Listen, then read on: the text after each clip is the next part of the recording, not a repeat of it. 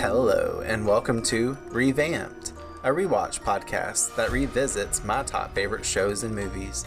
I'm your host, Brandon Alexander, joined by my co-host, Courtney Autumn. Venture with us as we set our sights on the infamous Hellmouth to cover 90s cult classic, Buffy the Vampire Slayer. Follow along from the beginning, spoiler-free, as Courtney views the show for the first time and I revisit the series for new takes and a fresh perspective on its narrative.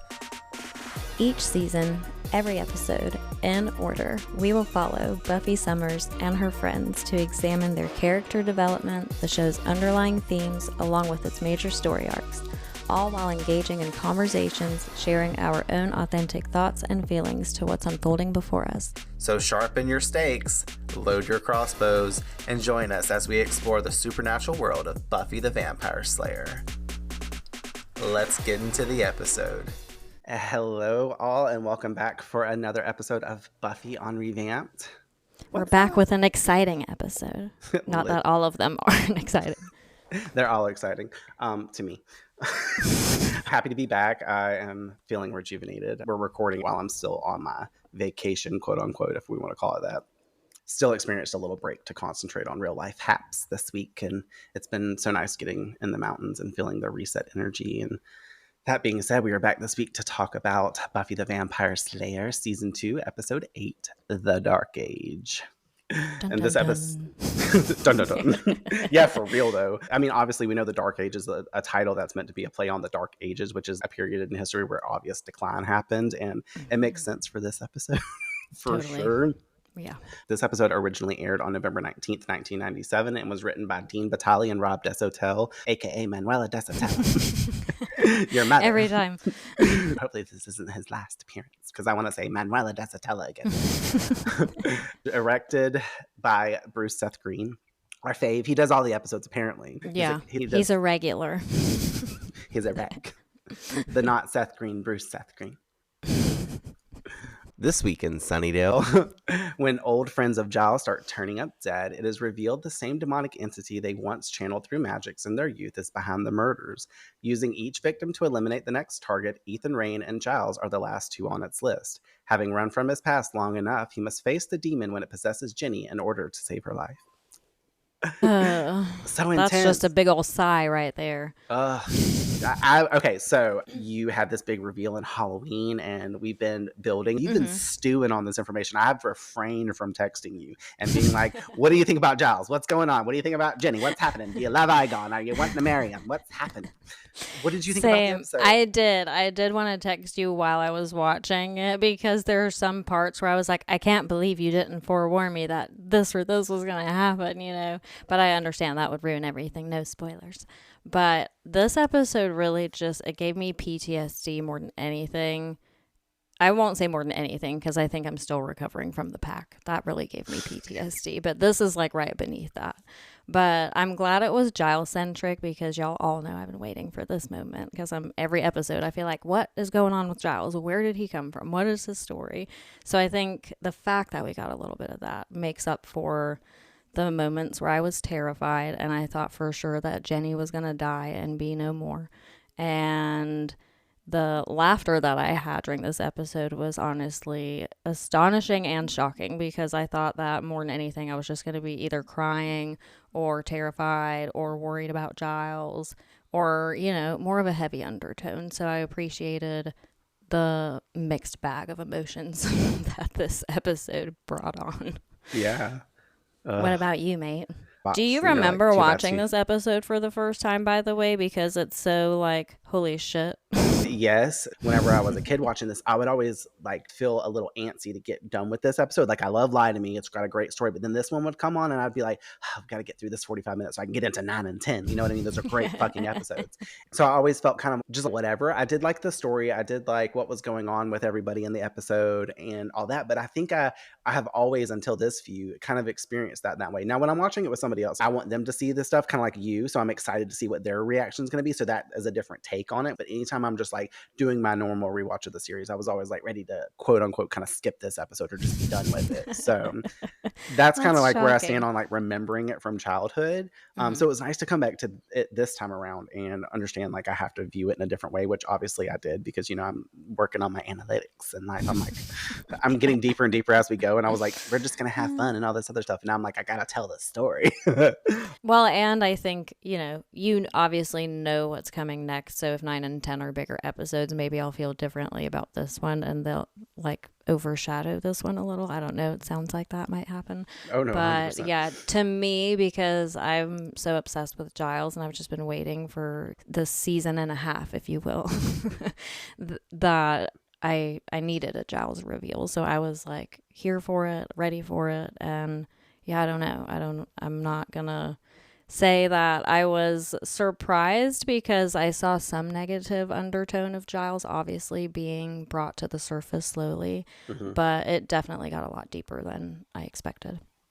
Yeah.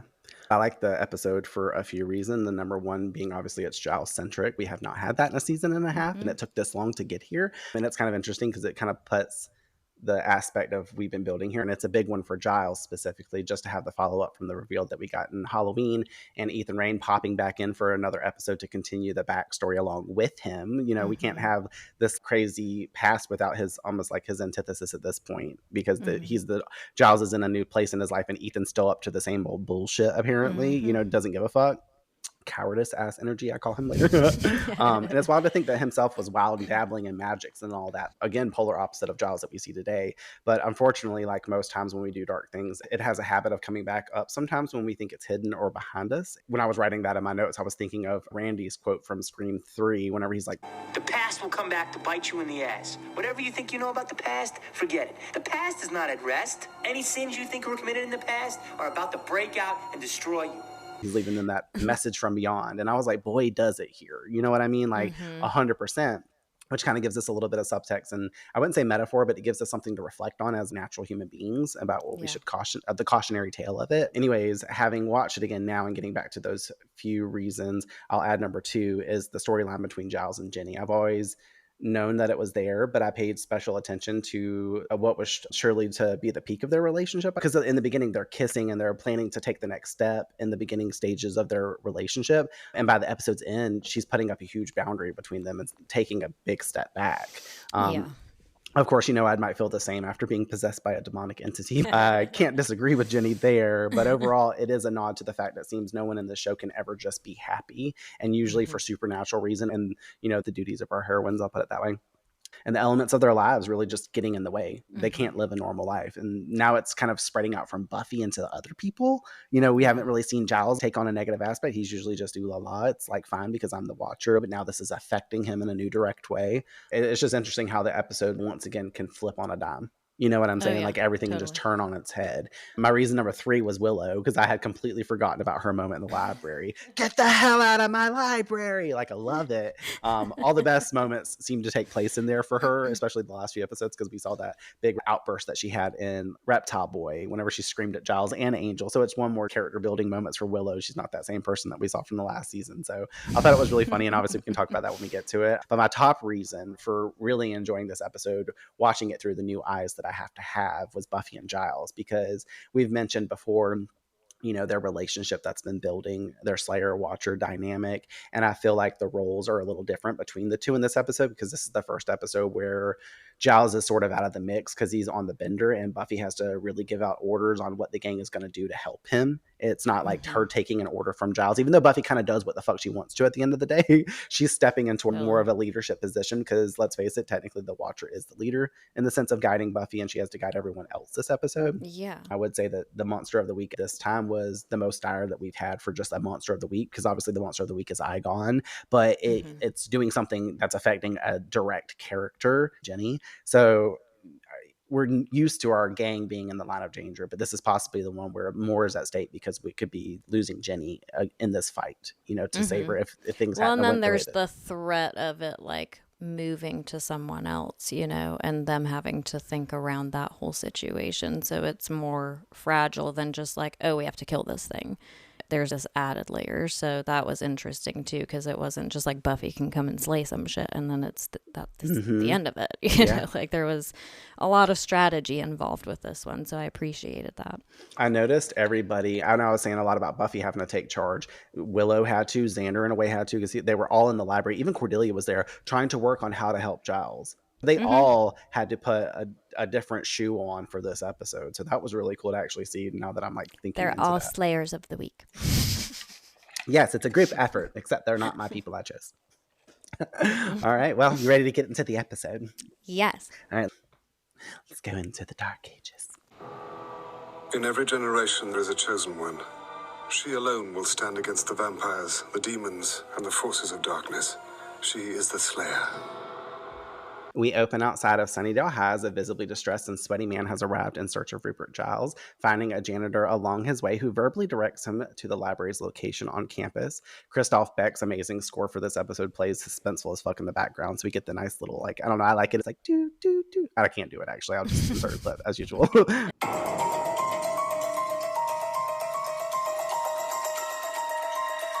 And as the man approaches the back door to the library, we assume lies behind the stacks, because we've never actually seen that, but we get the view of the stacks later with Ethan. And when he arrives at the door, he is cut off, however, by a zombified looking woman he realizes from his past named Deirdre, which he calls out. Then she calls out his name, Philip. I'm like, oh, that. In a demonic tone as her eyes glow red. He turns running to the door, it locked, beginning to bang on it, screaming for someone to fucking help him. And we got Buffy inside, who is just loudly playing her fucking music. And I'm like, dear fucking Lord.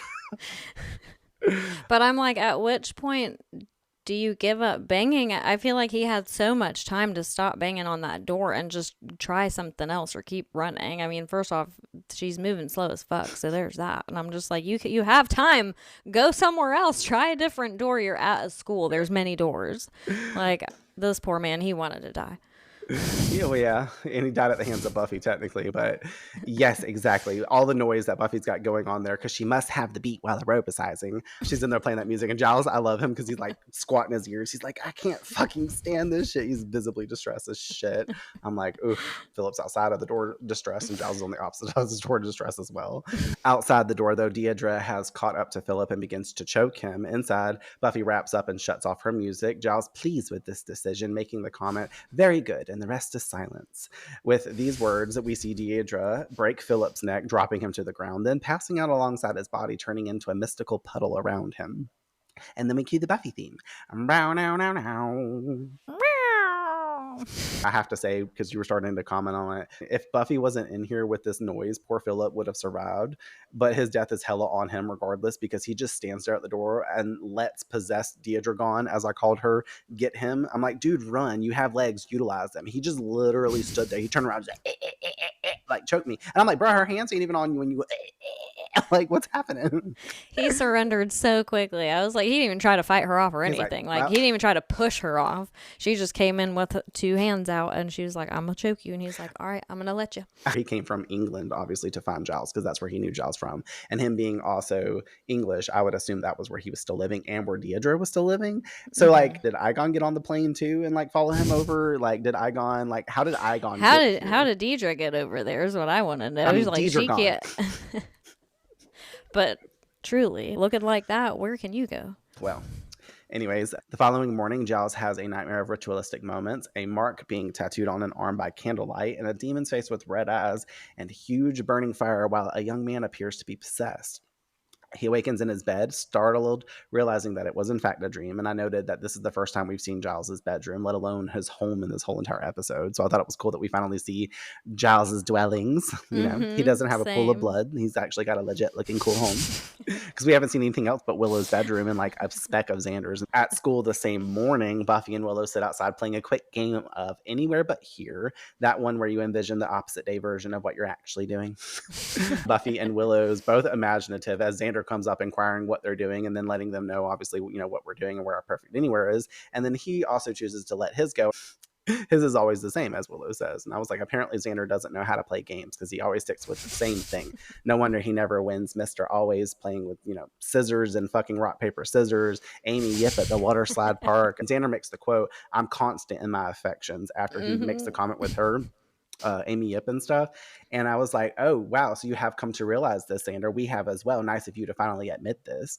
Like, we realize that you're constant in your affections. I'm like, this is the most to-date thing this boy has said that is immensely triggering to be the truth. It's so true. In a fun way, because Xander's kind of fun this episode. He is. I do, however, love that Buffy involves receiving the foot massage. She's like, Gavin Rossdale's massaging my feet. Like, I was like, her whole daydream involves getting a massage. And I was like, girl, this is so me. Like, I would be getting a massage too, Buffy. And I was like, I'll give you the free 90-minute foot rub. I was like, I'll do the ashiatsu on you with my feet.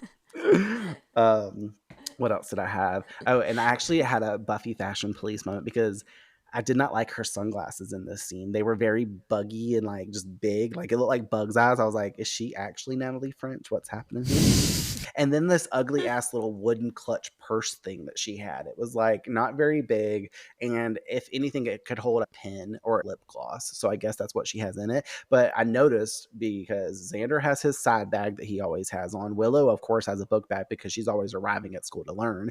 And Buffy's just walking up here with a wooden little purse. She ain't got no backpack. I was like, Buffy, are you showing up to school to dawdle and not to actually attend class? And like, She said, all I need in here is a matchbook to burn the gym down.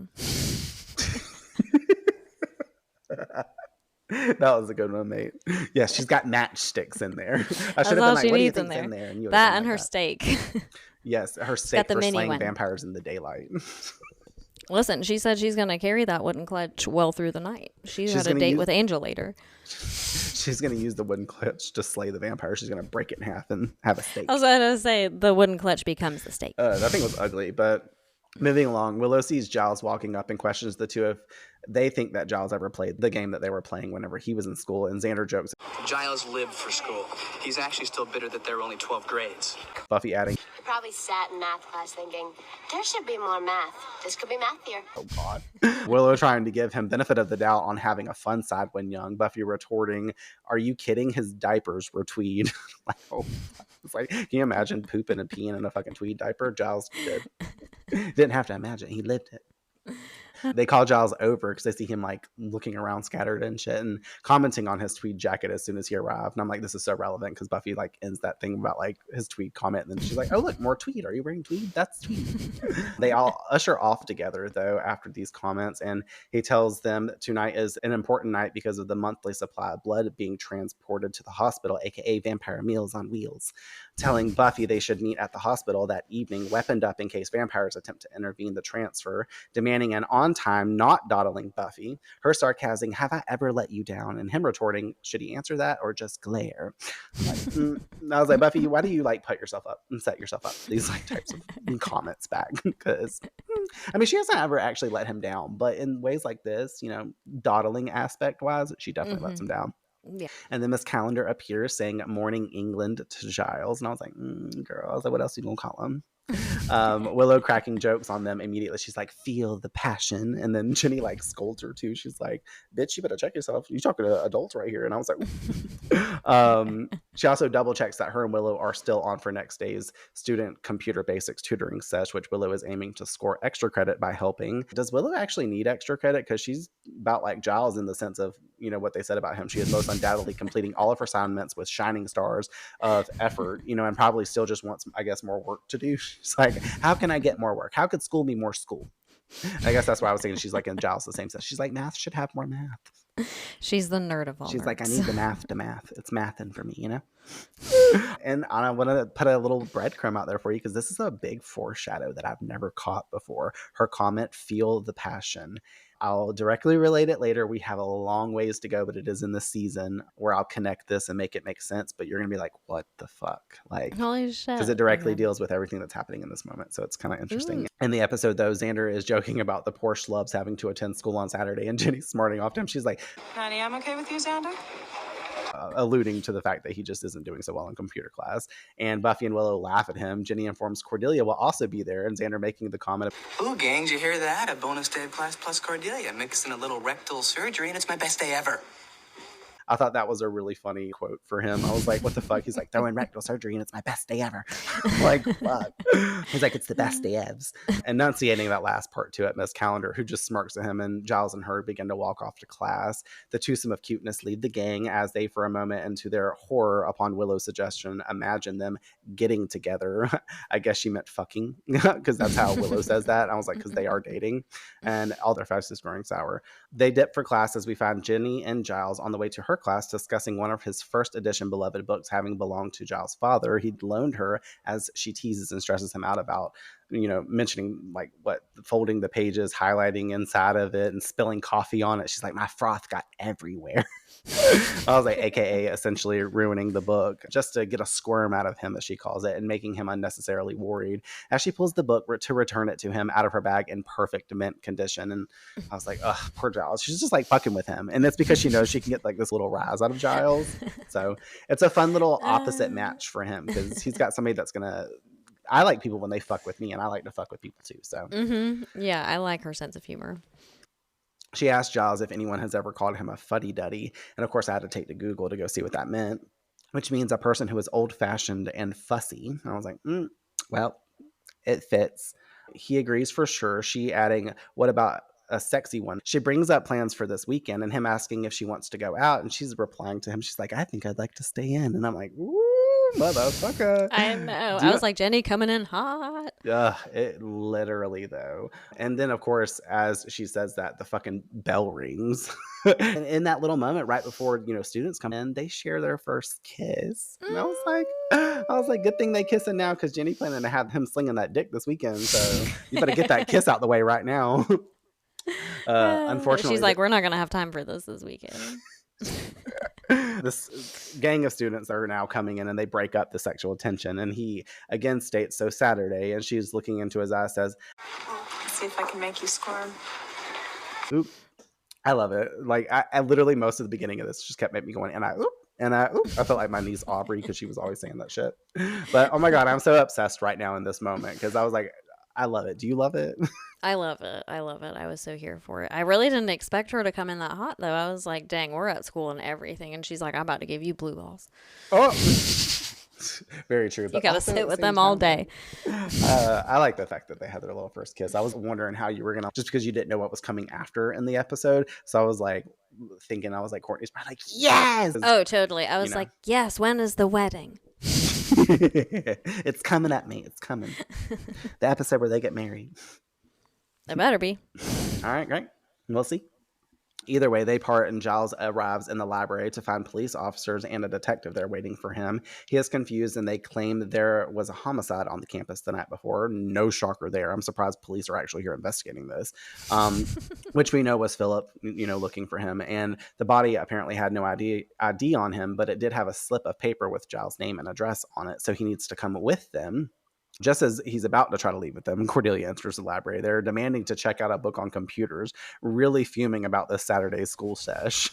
Him stating that he's a little busy at the moment, pointing to the cops, and she inserts herself to ask about help on a ticket. And I'm like, Cordelia, this is not the time. Like, typical Cordelia. Very, very, very typical Cordelia. I'm like, what? Like, you literally just self-inserted you in the middle of this. Like, this would be the moment when I would have looked in the little circled hole that's in the the door to be able to see through into the library. I would have seen Giles in there surrounded by two police officers and a fucking detective, and I'm like, I ain't going in there. That's Detective Vaughn. I ain't got no time for that. You know what I'm saying? You have your own PTSD from that, though. Yeah, I'm scared of Detective But Vaughn. truly, I mean, who does that? I was like, damn, they had Cordelia have all the audacity in this fucking episode, because she said, I'm gonna make sure I get my ticket taken care of while I'm sitting here talking to the police. Mm-hmm. Meanwhile, I would have been like, oh, excuse me. Let me get the fuck out of here. Well, Giles screams out her name because he's had enough, and she's like, what? Why does everyone always yell my name? I'm not deaf, and I can take a hint. What's the hint? Next part is the best. And Giles is like, which is to leave and come back later. And then she's like, yeah, when you visited decaf land. She's like, don't even bother putting froth on your coffee. It better be espresso. No, more like she's like, you need some froth in your coffee to fucking dilute the caffeine because you're on edge. Giles the type of person to put froth on top of his tea. Yeah, some people put milk in their Truly. tea. And Giles definitely puts milk in his tea. I'm like, 100%. I can't be doing and that. honey. Yes, I don't drink boba tea for that reason. I do the fruity ones, but I don't like the milky ones. Can't get past it. Unless it's blended in a frappuccino type style, then I might drink it. But then it's more like a smoothie or a little milkshake. That's not a tea at all. No, it's not. All right, anyways, escorting away from tea time. They exit and escort him out to find them shortly again later at the Sunnydale morgue, there to identify the deceased body, hopefully on an empty stomach, says the fucking mortuary man. And he stares at the body when they open up and present it to him. And we see the detective inquiring if he knows him, Giles exclaiming that he did back in London, giving them his name and the fact that he hasn't spoken to him in 20 years. Not knowing any reason why they would want to make contact, we close the scene while Giles looks ominously at the tattoo symbol that's on Philip's inner bicep as the detective asks if Giles knows what that is, but he denies it for now. We find out what it is later. It's the mark of Igon. It's the mark of Iges. Iges. Even though his name is spelled with an E. All right. I did write a note in here, though. I was like, Philip lived in England, and we had the conversation about him traveling earlier, but of course he travels all the way to good old Sunny D to find Giles and did what everyone else does when they arrive in Sunnydale. Dies. Like, Like, no one told him in advance. At all. That evening outside the Sunnydale Hospital, new location. We haven't seen the hospital before, but we're here. Buffy is checking her watch, muttering about Giles being the late one and thoughts to call him on a payphone nearby. The transport van goes to pull up as soon as she starts to do as such, distracting her as two cutie ER doctors come outside to greet the driver and receive the bin containing the blood. The driver leaves, Buffy questioning why are the doctors doing this transfer as another car pulls up with a vampire behind the wheel. And I'm like, damn, dude, he's out here driving like a Cadillac. Like, looking all chill. He's like pimped out with one hand on the steering wheel. I know. I'm like, this could like, look no sketchier and no less like a drug deal. Gangsted out. Like, that bling bling wasn't there, but he was. He looks like he just left Pimp My Ride. Yeah, for real. Pimp My Sunnydale. Vamp my ride. The transport driver leaves. The doctors we can see are vampires attempting to drink one of the bags, but no sampling the product. That's what the vampire screams. And I'm like, oh shit. Like, he's like, I can have this one bag. He's like, there's 13 other bags in here. We're good. He's like, they're all AB positive. And obviously this is the least of their worries, like sampling fucking bags, because Buffy comes running over to take on the three. One throws her onto the car roof. She retrieves a stake, pulling it out on the other one that might be running up, only to notice it's Angel having appeared to help. He then attacks the driver as Buffy takes on the other two doctors, the Dr. Vamps, slaying them both off screen simultaneously. The driver shits his pants, then drives off in the car. He's like, I ain't about to be no dust. He said, I'm about to leave y'all in the dust. That's what about to happen. Angel was about to get stake up by Buffy because she like forced out that stake, like she was about to like hit the vampire that might be running up to her, and he like stopped and he was like, ah! Like his hands went up and he's like, oh Buffy, and she's like, Angel, what the fuck? Literally, I was thinking about how many times Angel, I put it in my notes too because he does it again later, but Angel literally is so notoriously coming out of nowhere, and obviously since he's a vampire, this is always 100% of the time in the dark. And I'm like, wouldn't you think at some point he would proceed with more caution, knowing that Buffy has the stake in her hand? She out here just like literally wailing it and flailing it around, and you're just gonna come in every time out of nowhere without even saying anything. I would have at least been like, I'm to your left. Like, for real though. Angel over here. Like I think he likes to risk his own life. He really likes to live on the edge. Yes, the danger, the edge of danger. And also to talk on the delivery at the hospital, I was like, who does take the deliveries at a hospital? Because me as a person, I wouldn't bat an eye if I saw two doctors walking up to a transport van to collect a donation of blood and stuff like that. I was like, what is the transfer protocol anyways? Like, it wouldn't make sense because they're in a position for this, so it makes sense to me. It wouldn't why doctors would be there. I was like, does an orderly or like a receptionist or but you know what, I think phlebotomist maybe they were supposed to be nurses and not doctors, like ER nurses, maybe, and that's why. Buffy shouldn't have called them cutie or ER doctors, so that's her fault for getting us all fucking confused. But I mean, do nurses do that job? I don't know. Or maybe it's like a very specific person that only like deals with handling blood or something, you know? That's what I'm saying. But Yeah. I mean, somebody's got to be there for that kind of protocol. But I was like, also these vampires, I was like, did they kill the doctors or the nurses that, and like, are they posing as them? I was like, are they doctors that are in the medical field and ironically working the night shift to get free blood here and there, or like eat victims like at night and be like, oh, they just died. Oh Like, you my know what I mean? So stuff God. drinking out their like tube and sucking You it. just Like, sent me down the longest rabbit hole because now I have so many questions. I didn't put that into perspective. I'm like, wait, there's people in the hospital. Who's tending to them? Where are the real doctors if they're out here? Are they the real doctors? And what? Like, they can only work the night shift? They're like, no, we can only work the night shift. that's what I'm saying. But then if they're like around blood all the time as doctors, how are they not just like eating everyone? You know what I mean? Well, they probably are, because they're like, oh, this person has like a rare blood infection. They're like, yeah, because They I'm don't act like sucking it. They're out here desperately thirsty for some fucking samples of blood. They really are. They were just excited because it was a fresh transport coming in. They're like, fuck all the people that's inside. I mean, I guess if we had to really break it down, I think they killed the people and they're here posing or collecting the blood for this transfer to make it happen.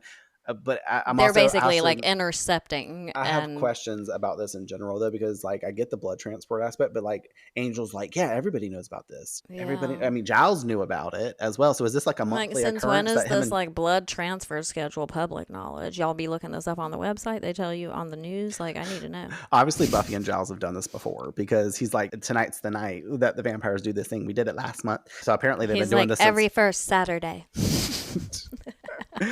of the month. Yes. Literally. It's a Tuesday night though, but you know.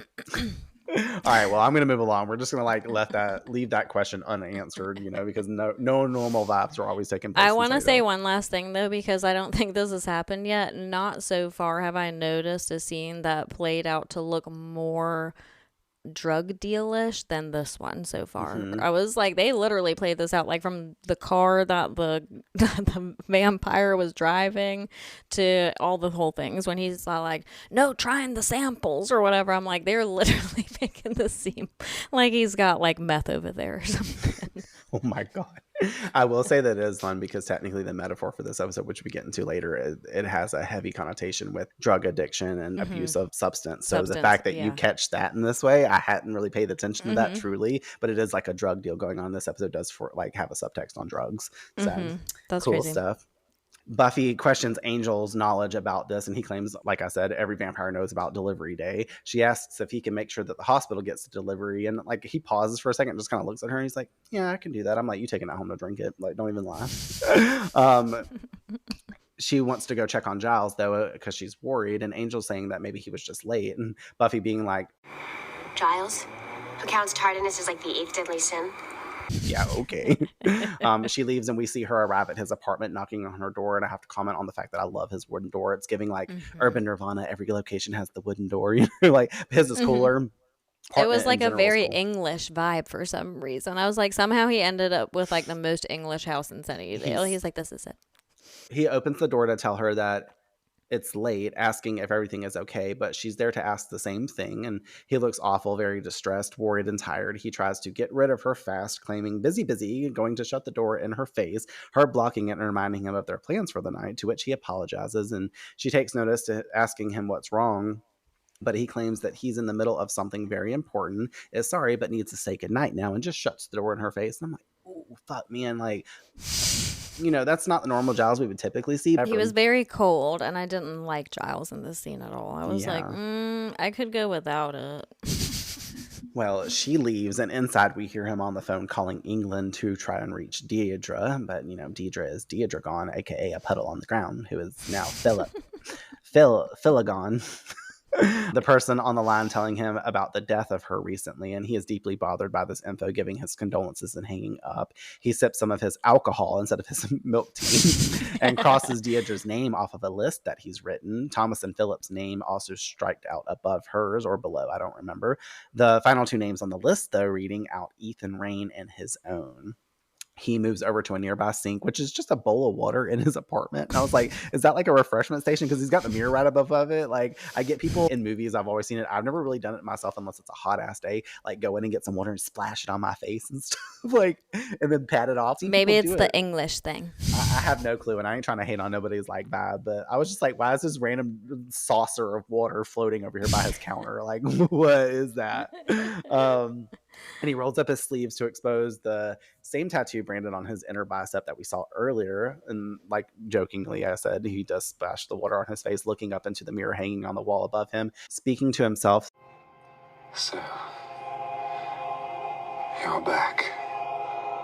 Over at the morgue inside the cooler on the slab, Philip awakens, his eyes glowing. A mortician enters, checking on the bodies, realizing his is now missing as the reanimated 𝒉𝒂💏 attacks him from behind, covering him up and locking the man inside, slowly stumbling out of the mortuary. Oh, fuck. At least he ain't killed a man, because, you know, here we go. This getting the things rolling, because now he's about to be off trying to find Giles and Ethan. It's like Deidre all over again. If I was that guy, I'd be freaking out locked in that thing, but I'd be happy to still be alive. And I mean, I know somebody's going to come up to that room eventually, so I'd just be beating on that fucking thing until somebody found me. Mm-hmm. But listen, this is my favorite part of this episode. When he rises from the dead, aka Aegon, aka 𝒉𝒂💏, I'm positively sure that he awoke singing the tune, "Thank God the week is done. I feel like a zombie coming back to life." Back to life. Cause baby, tonight I got us feeling possessed again. So dance like it last night of your life. He won't give you up. All right, I'm done. That was like the best. Did you love it? Oh, 2 weeks man. ago. I was like That's writing in my funny. notes this morning. I was like, hopefully Courtney will complete me and say back to life. And you did. So I love you for that. I also like was laughing because we haven't done something like this. And I knew it would unfold in this way. Whenever we had the Miss Jackson Morgan in the puppet show moment, whenever he's in the classroom wanting Sid back. And I was like, sorry, Miss Jackson. Like all that stuff. I love these moments. These are fun. I'll remember this when we get to our wrap up episode. We'll put it in the highlight reel. Yes. At the school, Willow, Xander, and Cordy are seen with Miss Calendar arriving at the science lab. This is the next day. She goes to start the lesson. The first thing that we're going to do is Buffy, she says. And I love it because Buffy appears before her at the door, and Xander like looks up perky, and he's like, oh, wait, am I already dreaming? Have I fallen asleep? All right, guys, the first thing we're going to do is Buffy. Huh? Did I fall asleep already? At least it was funny that time, because usually when he makes these little remarks toward Buffy that are kind of like, you know, this way in nature, I'm usually always cringed out or over it because I'm done with Xander in this regard. But this time I really appreciated it because I didn't see it coming either, because it was just like such a fast moment. Yeah. I was like, okay, I like it. I love it. I also like Willow followed up behind him. She's like, oh, you miss your friends. Like the way she says friends, she said FRENZZZZ. You miss your friends. I'm going to put the clip in here. Oh, you miss your friends. Buffy obviously doesn't miss her friends, as Willow is hoping, and is not there to be a buffer in between Xander and Cordelia. She is there to talk to Jenny about Giles, giving her all the deets on the prior night's events and how he acted strangely, aka very anti-Giles, at his home with her, appearing to be drinking and not tea, Willow. She's like tea? Willow. Xander saying this dark side from someone wound as tight as him was bound to emerge at some point, giving us a little tidbit and mention to old Jiffy Jolly Boozy Uncle Rory, the taxidermist. And I was like, gotta love when we hear about Uncle Roar.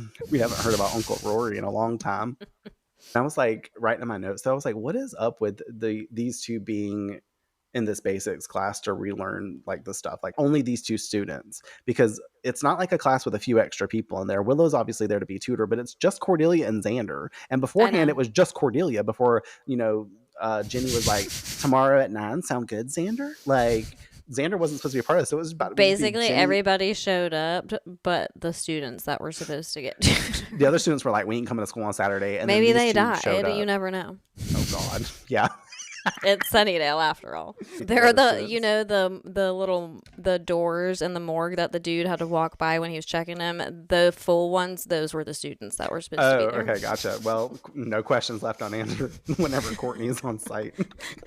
Courtney coming in with no the facts. stone left unturned. Listen, we're gonna have this little segment that we're gonna have every episode where you give the explanation of what's actually going on, like where the mishaps are. Like you'll fill in the. Can we call it Courtney's conspiracies? Yes. All right, you guys. That was for the first ever Courtney's conspiracy. The students that were also supposed to be in this class are dead. And in the morgue next to Philip. Yes, it tracks. I did also write my notes that I totally get Cordy being here because she don't even know what the DEL standed for in the harvest, deliver.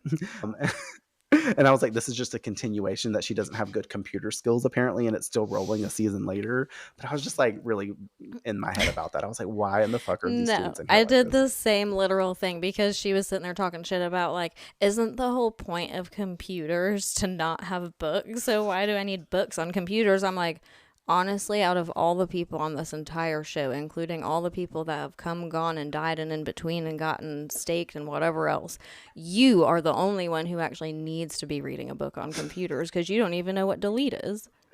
Deliver. Okay, so how do we save it? Deliver. Deliver?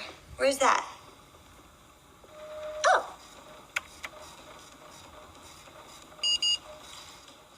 Anyways, she asked the group if any of them have noticed anything different with Giles lately, anything weird. They all give no's, Cordelia informing that he seemed perfectly normal yesterday when she saw him talking to the police, and they're like, wait, what? But it wasn't about her, so she hadn't found it worth mentioning. And then Xander's like, what did he say? He's like, of course, it wasn't about you. Jenny asking what they spoke with him about, and her saying it was something about a homicide. Buffy leaves and goes over to call Giles in the library, but that's interrupted when she hears someone creeping around the stacks and we see shadows and shit. I commented on it earlier, but I did want to point out here before we move into the next part to the scene though, is like that we've only seen in small capacity, like when Giles and Willow were back there, I think in the puppet show actually, they were looking up the hearts and the demons and stuff. They were like standing back there in the stacks, but you couldn't really see if the full surroundings, and now we actually get to see where the stacks lead out to. So we now know where the door Philip was banging on, or Philagon. Well, he's still Philip at that point, so can't call him Philagon. He's Philagon right now. But I thought it was cool that we got to see the whole space. Moving along, though, we move up there into the stacks to explore further, searching the area as we see a man stalking her. His face is revealed, and it's Ethan Rayne, who pushes over a bookcase and hopes to distract her long enough for him to get away. But he runs into a shelf because, stumbly ass. She catches up to him to tackle him, realizing that he's the creep from the costume shop, scolding him about selling her that dress that nearly got everyone killed, or selling her the dress, but then selling everybody else costumes that almost got them all killed. And he comments that she looked great in it, though.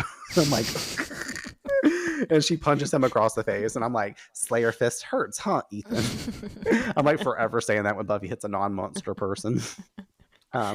She questions why he's there, and he admits to being Snoop Dogg because, he's there snooping around. Hopefully he brought the weed.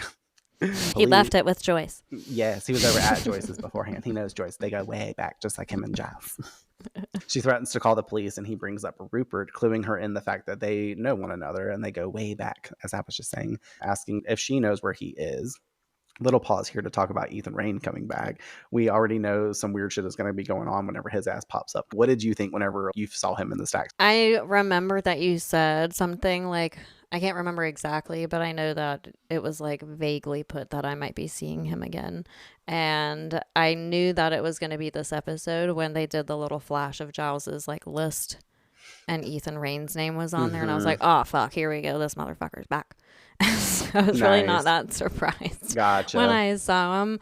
But just like Xander, for a character that I would typically dislike in this instant and not be thrilled to see, I appreciated his sense of humor about the costume and the dress and stuff. Yeah. And he took the punch really well too by Buffy. So I was like, listen, I think at this point I kind of like Ethan Rayne, and I just want to see what happens with him. Like I thought he was going to die. Yeah. That's all I'll say. Unfortunate, but there's still room in the whole series to see what happens. I was also curious to know, like, if he knew who, like, Giles' Slayer was, because obviously he knows Giles was, like, the Watcher and had a Slayer charge. Did he know that that was Buffy in his shop? I was like, I don't think he did.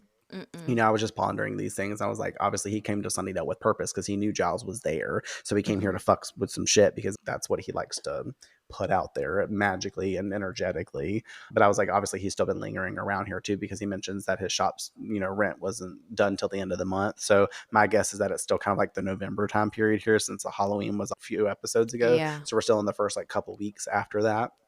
So he's just like lingering in the area. And then obviously this shit started to happen. So it was very convenient that Ethan was already there, which this kind of like helped to set up the storyline for that. And I noticed that this time around that I really hadn't paid attention to before. We find Giles is at his home passed out over the desk, awakening to Buffy's phone call. He answers and it's Buffy stating, unless this is an emergency, I'll see you on Monday. And she just asks back, what's the 𝒟𝒂𝒏 gone? And he's like, all right, I'm not hanging up this phone. Looking alarmed in this silence, she calls out his name and Ethan questions, cat got his tongue. And for some reason, I thought that Giles was going to like overhear Ethan on the phone and be like, get away from him, Buffy, like whatever. But then she obviously has to tell him that she's in his office with an old friend and then gives his name. And we can conveniently see him with his sleeve rolled up over there. So the tattoo is fucking exposed. I'm like, of course. They're like trying to put it in our face to let him know that he's part of this bullshit crew. He warns Buffy to get away from Ethan. She's in grave danger so long as she's there with him. And she's like, nah, bro, I want answers. Just as Philip comes crashing in through a window and she drops the phone, him leaving his apartment because he hears the chaos going on. Philip comes walking out of Giles' office. Buffy pushes him back. Ethan attempts to run out of the library as the gang enter, having heard the commotion. Ethan tries to go to run out. Xander starts to try to like get him.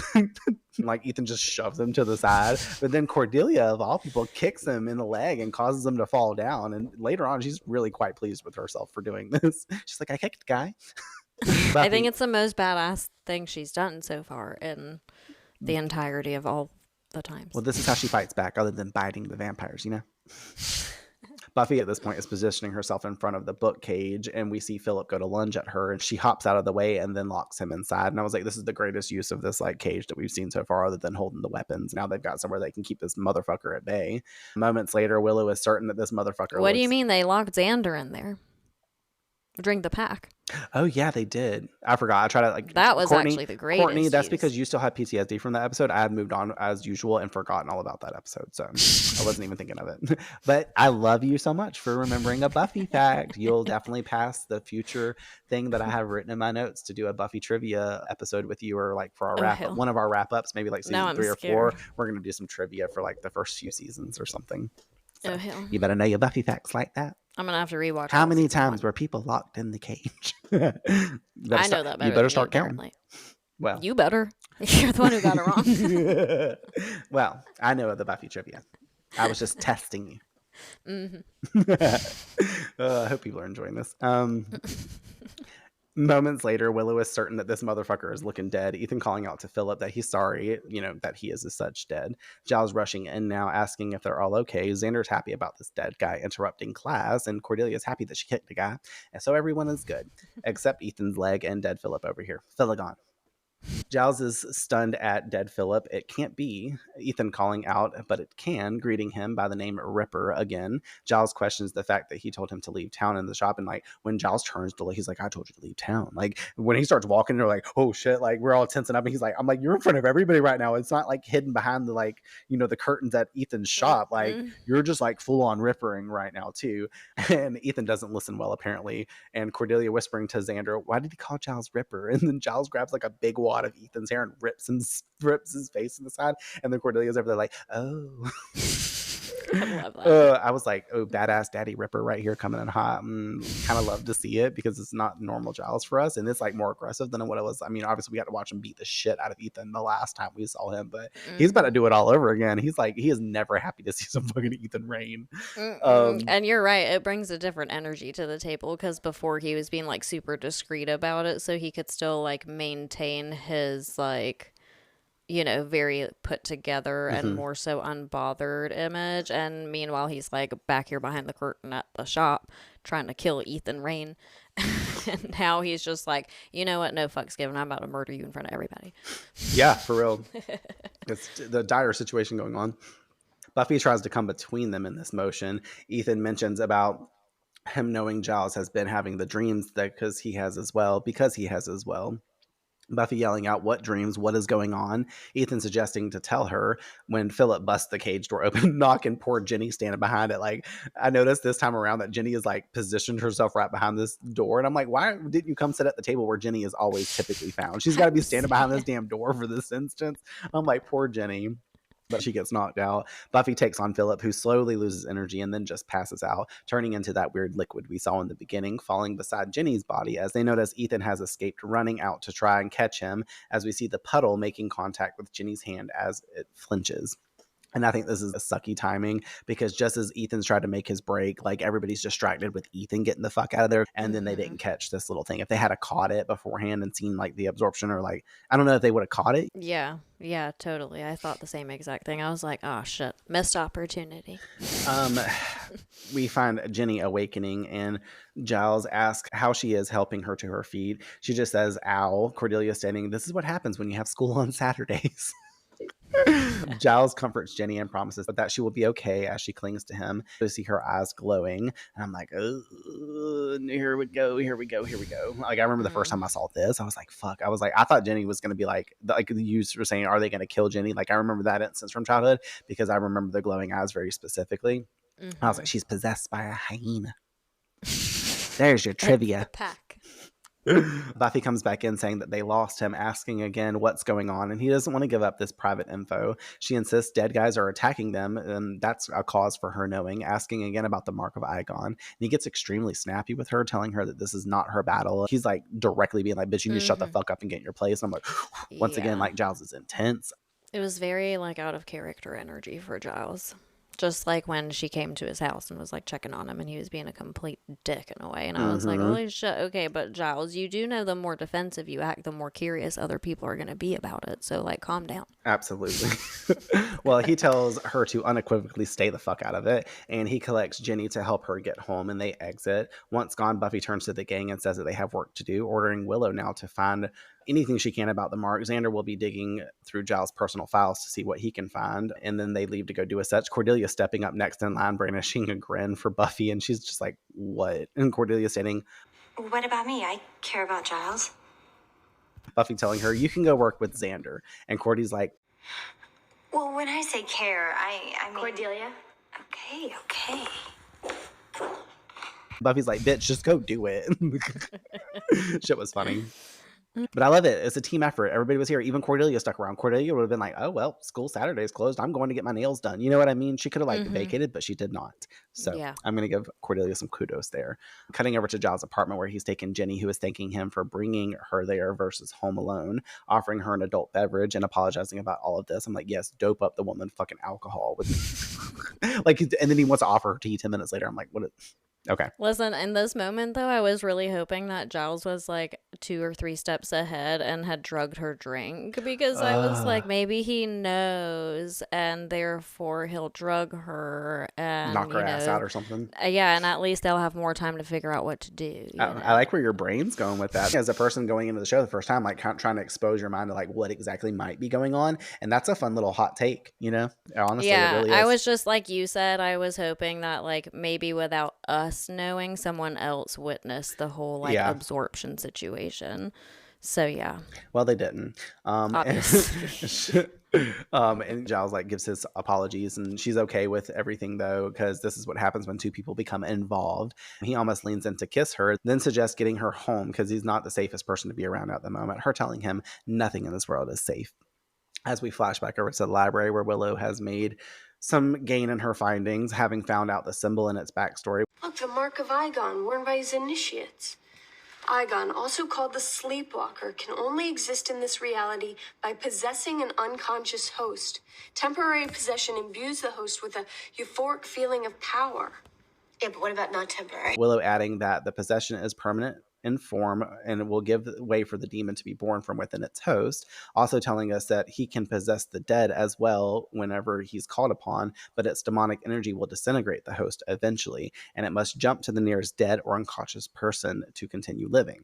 And I love how Willow just did all this research in like 14 seconds because, you know, clearly she knows how to do research. Now she's always in the library helping Giles out. But I was like, how convenient has she just like stumbled upon this book out of all the books that's in this library? And this is like, I don't know, plot convenience, but I'm going to give Willow due credit there because I'm not surprised that Willow found this information. It'd be different if like Xander came up and was like, look, you know? Well, yeah, and she was the one who kind of said, like, I'm going to not use the internet or whatever. I'm going to go to the books because I think she realized that this is more of like older Yeah, it might be rooted. context. Buffy doesn't get what any of this has to do with Giles, and Willow says that she doesn't either, but that ancient sects used to induce possession for bacchanals and orgies, and Xander could have lived without Giles and orgies being in one sentence. And I was like, here we go again with the orgies. We got the reptile boy fucking vibes going on. But also, let's ponder the concept of this too, because I've heard it in other podcasts and I've heard it in other reviews and takes. They mention this. And Giles also mentions later summoning Aegon to possess them was a high. It was like something they did to like have a lucid state and like a, whatever. It was like the drug that they took, summoning the demon, like it gave them a euphoric feeling. And with Willow adding this connection, it leads me to believe if they're all having orgies, then that means that Giles' group has all slept together regardless of orientation. Giles is low-key a freak. And I understand now in my mind, he definitely topped the fuck out of Ethan, like 100%. Because Ethan gives bottom bitch energy. You just put it all together, because if you just go back to the scene in the costume shop where Giles has his confrontation, yeah, he's totally like, oh, you remember me? I'm fucking daddy. Yeah, I really think that they had like a relationship back in the day or something. I wouldn't be surprised. It is giving that kind of tension now that you're saying that. Giles is bisexual. I love it. I love him even more, to be honest with you. Yes. We love a bisexual baddie. We really do. Okay, so Buffy remarks on the dead guy being all puddly and Cordy stating that the demon is gone and no dead person to jump to. Buffy and the gang connecting the dots as they all do so well, and they realize that they did have an unconscious person, aka Jenny. Back over with Jenny at Giles's, we see her rip the fucking phone cord out the wall, and Giles hears it and he's like, what was that? And she's like, oh, nothing, I didn't hear anything. And I'm like, bitch, you fucking liar. He gives her some tea that she's gonna have before driving home, because apparently the bourbon wasn't enough. She offers if that was bourbon, I don't know what it was. She offers that he could take her home, or she could just stay and he could take advantage of her. And I was like, ooh. And this is like where I was getting, this is the first steps of it. I was like, do you think Jenny was immediately suppressed and infected by Aegon and like herself in the library still, and then now he's starting to like boil up to the surface and take control of her body in that way? Or was she like acting from jump as Aegon? You know what I mean? Like immediately once that's what contact I couldn't happened. Figure out. Like I was waiting for there to be like an obvious moment of shift or something to where we're like, okay, now it's happening, and there was that where it was like, obviously now like the shit's about to hit the fan, but I could never tell if it was like straight away as soon as they like opened the scene where they're together after the whole situation happened where she absorbed the stuff. Like I could not tell for the life of me if she had any sincerity about what she was saying as herself, or if it was like all a manipulation thing as the demon, like you're saying, was kind of working its way probably the latter, more into her system. Yeah, because I would think it would have to be kind of from jump, I guess. I mean, it's absorbing in your skin, so yeah, I guess it does make sense. It's a slower process than like metabolizing it or like drinking it or eating it or something. It's going through her like her skin and stuff. So yeah, I mean, I guess it would make sense for it to kind of be this like very gradual, I don't know, development or something. Right. Well, I thought about it in like the greater context, just because of the fact I was like, if Aegon is so focused on killing these people, like I'm saying she because that's his gender technically right now because he's Jenny. Jenny gone would have like just killed Giles upon them being alone together. You know what I mean? But also Aegon is kind of like a sadistic demon and has this like play with you energy, because obviously like as we see it getting sexually enticing here in a moment, he like amps it up a level before it goes all crazy. And like maybe that's what he wanted to do, was to like really freak Giles out so he didn't see it coming type thing, versus just like the second they walk out of the library and they get the school parking lot, he's like, all right, I'm gonna kill you now. Totally. Once it again, wasn't no Deidre energy. No Deej. We see Buffy hang up the phone in the library, claiming that there's no answer at Jenny's, and Giles' line is out of order. We know why. Stating that she's going to head to Giles' home. Giles is telling Jenny in his home that he's attracted to her, but now is the time for this, because she's obviously starting to straddle him and kissing him and doing all that stuff. Him nudging her back claims this isn't right. He would be taking advantage. She grows annoyed, claiming, God, you just don't change, do you? What? It's not right. It wouldn't be proper. People might get hurt. You're like a woman, Ripper. You cry at every funeral. You never had the strength for me. You don't deserve me. running her fingers along his face, saying, You've got me. And then her voice distorts and drops like 1,800 levels deeper to be like, under your skin. I was like, no. I have the clip too here. Under your skin. But I'm going to keep my thing because I didn't know how I was going to say that. And that was apparently how, but it was pretty spot on. That was pretty good. And then she like rips him up from the chair to kiss him, pulling him, pulling her face back, and then looks demonic as fuck. And I was like, she's like, was it good for you? And I'm like, ah! Before slamming his face into the fucking desk and like throws him back. And I was like, ooh, I was like, that did not look like it felt good because his desk is definitely some good English wood. Like there ain't no way shape You think he want to get a different desk now after that? Well, it's broken in half from his forehead, so I don't know how his skull is still intact because his fucking frontalis is now missing. But honestly, fortunately for him, as Jenny is like hovering over him after his body falls to the floor, Buffy kicks the door open, then also delivers a kick to Jenny gone, knocking them back. Buffy yelling at it to back off. It says 3 down, 2 to go. Be seeing ya. And jumps out the window like Angel, fleeing the scene. And I was like, Jenny is acting here, or like Robia, the actress. I was like, it's really good to me because I like whenever she first starts like feeling out that energy, she's like doing that weird like neck contortions going on, like as if it's getting used to the body that it's in. Like the movement was really good. And I don't know if she got guided in that take to do it that way, but I really liked her acting in the scene. I agree. And this is where the change happens, obviously. So I guess this has been like a slow build, kind of like you said, like maybe it was seeping into her system type thing. And then also Igon's quote, be seeing was the same message that Ethan left for Giles on that card at the Halloween end of the episode. That gave us a fun little foreshadow that we didn't know about beforehand. So I love these connections. Giles is upset about Jenny. Buffy asking him how to stop this because, you know, he's still on the floor, backed up against the wall, all sad, and trying to get him to talk to her. And she's like, Giles, you're scaring me. He apologizes and she tells him not to be sorry, just be Giles. And I really like that quote. It's not my quote, but I was like, I don't know, the heart that came out and like, you know, just not Sarah's acting, but also in Buffy's character, how she cares about him. She's like, you're not being yourself. This is really worrying me. This is like freaking me the fuck out because like I have no guidance right now. Like, let's do this. But also she steps into his role to console him in this moment too, because I love her quote. She's like assuring him, come on, we fight monsters. This is what we do. They show up, they scare us, I beat them up, and they go away. This isn't any different. I'm totally tearing up, like saying that quote because it means so much to me. And he says it is though, because he created this monster. And I just love, I don't know, I like the connection between Buffy and Giles. It's like, you know, Buffy obviously has the absentee father and we both have daddy issues. So I think it's like nice to see like this father-daughter relationship in a healthy, positive, even though like the situation's not positive. It's like a really like glorifying moment for the both of them to have this connection. So totally. And I feel like it finally opens a doorway for her finally to like more so understand Giles at a deeper level because of the fact that she does have to step into his position here because he's waging his own wars now at this moment that he has to tend to. And a lot of the seasons so far have been spent with Giles needing to somehow be placed in a situation to better understand Buffy's struggles with being a Slayer and how, you know, it's really hard for her to balance being her age, being in school, having a personal life, all these other things. And it's very rare that you see her be put in his position.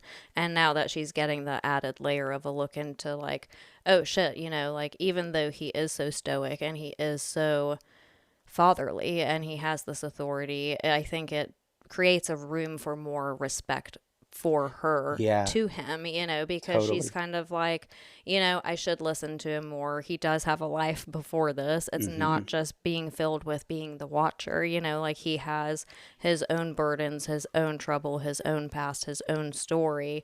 And I don't think that they've ever bothered, like Buffy, but all of them have ever bothered to really question where the fuck did Giles come from? Yeah. You know what I mean? So I think it's so healthy, like you said, to create this added layer in their dynamic because I think so much of it has been focused on Giles needing to understand her better. And I think she's finally put in this position where she's like, you know what? This is like my dad, you know, like this is who I need to respect and look up to when he says things. It's for a specific reason. It's not just to be like this, like parent to, you know, control me or have authority over me. I think she gets to understand now like why exactly he approaches things with her the way that he does. So I really loved it. I was like, I'm here for all the things, Giles. Giles stan. Yeah, I love it too. I like what you said there. Good job. Thank you. So we flash over to the library really quick, and Xander comes out with some files and hands Willow an old picture that he's found of Giles playing guitar. And I was like, woo-wee, sexy music man. This pic obviously being a real pic of Anthony Stewart Head, because he does play music. Like, I don't know if he was in a band. I don't know his whole life like that, but I know he did. So this picture is a real, actual picture of Anthony Stewart Head. And I was like, he's pretty fucking hot right here, I'll say. Giles, back over in his apartment, is now telling Buffy the story of his past, saying that he was 21 at Oxford, studying history day by day and occult by night, stating that he hated school and the overwhelming pressure of his destiny, so he dropped out, moved to London, and fell in with the worst crowd. They practiced magics, small things at first, but then Ethan and him discovered more powerful things, which is obviously giving us more context into his dynamic with Ethan specifically, in the form of Icon, telling her about the rituals that they do and how they were fools, telling her of Randall, one of their friends who they lost to Icon invading his body, saying that the death was on their hands. But they thought that they were free of the demon after, but now it's back and killing them one at a time. Buffy gets up to go after Ethan because that's where the demon will be headed, since it obviously didn't get Giles. He doesn't know how to stop it without risking Ginny, though, and Buffy informs that she's got the gang researching it, her stating that she will try to contain it till they do. She goes to leave, and he apologizes again, but she knows. And she doesn't even have to. Giles' pass drop here. What did you think of it? I thought it was pretty interesting. I didn't think that there was going to be this almost cult-like energy behind it, you know, and I think he even says that somehow, some way himself when he's kind of describing what all took place. So I think that really astonished me, but obviously I knew that he didn't come from somewhere that was positive, you know, like obviously they're calling him the Ripper. He has a history that probably is attached to something more dark and potentially like violent in nature and stuff like that. So some of it was surprising because of the details that were factored in. And I knew that him and Ethan obviously shared a past and they go way back, but I didn't think that it was I didn't think that they were intimate partners, which is the potential since they're out here having orgies. But I didn't think that so much of Giles's backstory as far as like when all this stuff started taking place in his life. And I guess when more of the supernatural and paranormal and metaphysical stuff started coming into his sphere and into his journey, I wasn't guessing at all that Ethan has kind of been a very prominent person in that journey for Giles since the very beginning, it seems, obviously, since they were pretty young. I was surprised by that. I thought when Ethan said way back, it was like, oh, we like disliked each other, you know, 5 years ago. Yeah. Like 25 years No, ago. they like quite literally almost grew up together and like all that stuff. Like he met him when he was in college. Yeah. This is 2 episodes in a row now that we got more context into the past of our 2 older male characters, Angel obviously being the other one, because last episode we had the revelations with like Drusilla and him turning her and all that. And this is a good time for me to mention the comparison that I see between Giles and Buffy now in their adolescence. Like Buffy, Giles wanted to shun his duty as Watcher, and I'm surprised that he didn't relate to Buffy more in the beginning or like up to now too. And maybe that's also why he was like less lenient with her, because eventually he does start to like unwind and be a little more lenient with her, but maybe that's why, because he was trying to keep her from following like similar footsteps to him and not like taking her craft serious, versus like whenever he was around her age, he was like pushing it off too, and he was probably seeing that same mindset. So I thought it was an interesting comparison for the 2 and how neither of them obviously can live a normal existence. And I talked about that in the beginning because of their duty, especially when it comes to, you know, dating, because our last scene that we get with him and Ginny is very much up the mark of Buffy having to say goodbye to Owen, but not as dramatic because we don't really know what's going on with Ginny and Giles yet. But it leads up to that same kind of upset where both of them are realizing, wow, this really can affect my stuff. And I think you summarized it in the perfect way, where there's just such little opportunity for any kind of long-term happiness or normalcy for them. And I think that like every episode or 2, even if it's not every episode, it's definitely every episode or 2, you see how it impacts some part of their personal life to a point where you're reminded like, holy shit, poor Giles can't even go on a regular like 2 or 3 dates in a row without his girlfriend getting possessed by a fucking demon. And now she's probably like, please stay the fuck away from me before I get a restraining order. Literally though. Well, Buffy arrives at the costume shop, calling out Ethan's name, calling out Giles told her everything and the demon's going to come for him. He steps out into the room saying that she's there to protect him. He's touched. Only to protect Giles, though, she says, and they are going to take guard in the back room. But when going back there, Ethan knocks Buffy out in the back of the fucking head. Okay, great for Buffy. Buffy ain't never really got knocked out in the show like this. And I was like, ain't you a Slayer? Like, the little bat at the back of the head will knock you unconscious. But, I mean, I guess everybody's not impervious to a nice cranium fucking smack. I'm surprised Giles, like, wasn't dead after what happened to him a few minutes ago. Everybody getting beat up in the head this episode. It's hereditary. Oh, we got that later.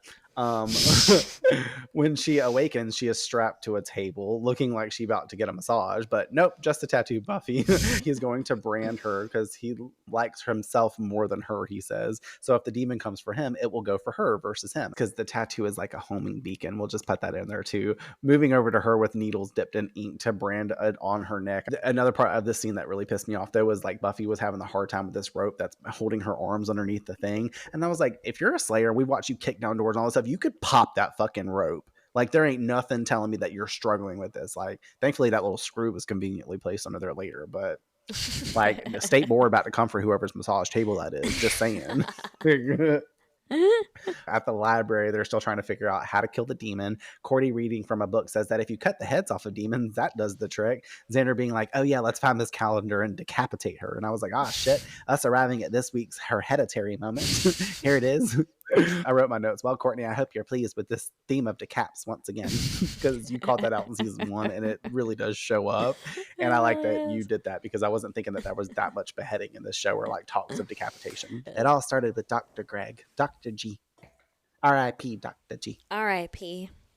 Poor guy. Then we get this fun scene because Xander and Cordy start to bicker, and he decides to finally snap after 12 years of her, which he states, saying that he doesn't care if she's a girl. They're going to throw down, her getting all up in his face, and they're literally about to kill each other, and Willow having to yell at their asses to get their shit in order. Give it your best shot.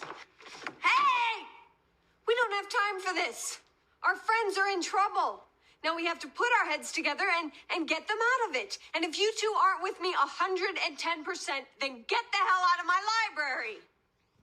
And this obviously works to check their asses, and they ponder some more because they like calm back down. And Xander says, why don't they just find another dead body for the demon to jump into? Willow saying that it will only give the demon a change of scenery. I mean, at least it'll be out of Jenny, though. But a thought forms in Willow's mind, and she's like having her great Scott moment and running out of the library as they follow after her. They're like, wait, what? They're just like, we're going to trust this bitch. What did you think of Willow screaming out and dishing out another set of reality checks on these bitches? I mean, to be honest, I'm always here for Willow stepping into any power of authority and just embracing herself fully, because we see her struggle so much with this, especially in the first season. I will say since season 2, she's had a few of these moments where she's very confident and she's like, you know what, I'm here to take ownership of the situation because y'all are fucking it up for everybody. And I think Willow, she's always the person who gets people out of their like heightened emotions, because that's always what it seems like she has to interfere with the absolute most, is when people are just like very unessentially wasting time by arguing either about like strategizing of the next move. And Willow, by the way, the whole time is like, I have everything figured out if y'all would just shut the fuck up and come on. So I'm glad she finally basically in her own way said that. Did you have any like thoughts on Xander and Cordelia immediately just finally like hitting their boiling point with each other? I honestly, and I don't know if it's because like maybe off screen these two share some sort of chemistry or something, but to me it translated immediately into chemistry, and I don't know why there was that flirtatious energy to it, even though I did take Xander seriously. You could see he was frustrated and annoyed, but it was the way that Cordy was kind of coming off. And I don't know, it was like I said, this whole episode was a mixed bag of emotions, but the scene in particular between the two of them, I was really conflicted by, because I was like, I can tell Xander's doing his best to really try and like put himself into this like serious mode, you know, and he's like, bitch, I'm so tired of your shit right now. But she comes back with this like, I don't know, it was something underlyingly sexual was there, and I was like, am I the only one who reads it as that? Tension, yeah. Well, I don't know. We'll see, I guess. Yep, you sure will. I asked you for a reason. I'm just going to put it out there. I was just curious if you knew. And that kind of obviously unfolded the conversation to where you might be a little less surprised by some things now, and you might have some breadcrumbs that are starting to breadcrumb extra hard. Yeah, well, and like you said, I think that I'm paying attention to it differently than I would if you were just like, hey, let's watch this show, and we weren't doing like a podcast for it. But because I'm really dissecting a lot of stuff at a time, and then because I take notes, so I'll like revisit scenes in my head, and that just came so strongly through when they were arguing, and I was like, I hope I'm not like the only one who thinks that arguing is hot. Right? Like, yeah. And they're making it so I'm just like, I don't know, maybe it's just me, but I'm glad it's not, and I'm glad it's a breadcrumb. Well, we got to get the hell out of Willow's library now and go back over to the shop, because we found Buffy has got her tattoo now. Ethan's finished up, and Buffy is trying to convince him that this is a bad idea and it's dangerous, warning again of the demon. Then this motherfucker pours what I'm guessing is some kind of acid on his tattoo to burn it off. Talk about tattoo removal. Like, Buffy need to go get that shit instead of paying out of her pocket for this supposed tattoo removal that she's got to get done now. At Giles' apartment, he is gathering items to leave when he falls to the floor having a vision, one of Buffy with the tattoos, since she's now a new member of their insane demon posse. Ethan hates to mutilate and run, but he's about to do so after bandaging up his arm, noticing the demon's shadow at the door. It comes into the door looking a lot more demonic than it did the last time we saw it. Like, this is not Jenny Calendar anymore. This is this is pure eye-gone at this point. It ain't even Jenny gone. And I like the special effects makeup. I will say it looked really cool. I was like, my Jenny, you've changed. They wanted to be like, now this one is Xana. All right, legit. Icon stares at Ethan, saying, it's your turn. As we see, Buffy has been cutting away at the rope with that little screw that's protruding out underneath the table. Jenny Gon steps towards a terrified Ethan, sniffing him out, looks at Buffy, and its eyes glow, pushing him out of the way to get to her. And this shit scared the fuck out of me, because it's like, and like looks at Ethan, and then just like right over to Buffy. I was like, oh fuck, like Buffy, sorry. Obviously, like I said, she pushes him out the way, and she finally releases herself, thankfully, and hops off the table, getting ready to possibly do battle with this demon, as Giles enters, telling the demon to take him, not Buffy. She tries to step in between them as the demon moves to Giles, but it uses like telekinesis that it's all of a sudden developed, because I guess it's getting stronger, and it like slings Buffy across the room, and I was like, bye, bitch. So true. I did not see that coming. I was like, how many more powers can this thing get over time? Like, it's just minute by minute at this point. For real. And then the demon grabs Giles to murder his ass when Angel comes running in, grabbing the demon, and starts strangling it, forcing it to exit Jenny and enter his body.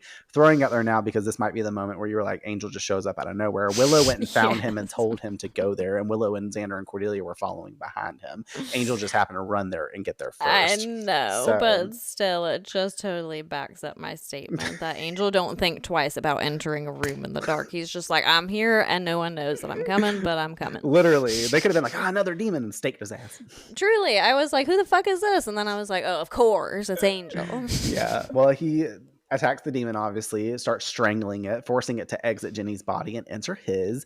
Him being dead and all, it shifts into him. Jenny falling back, looking like herself again, thank God, gorgeous as ever. As we see Angel over there fighting the demon in his own body, his face morphs from demon to vampire, back to his normal face, and then the demon Igon's face comes back in one more time, overpowering Igon, and its demonic spirit exits Angel's body and fades away to its death. Angel collapses to the floor. Buffy running over to help him, stating to Willow they knew if the demon was in trouble, it would jump to the nearest dead person. So Angel put it in danger, Willow saying, and it jumped.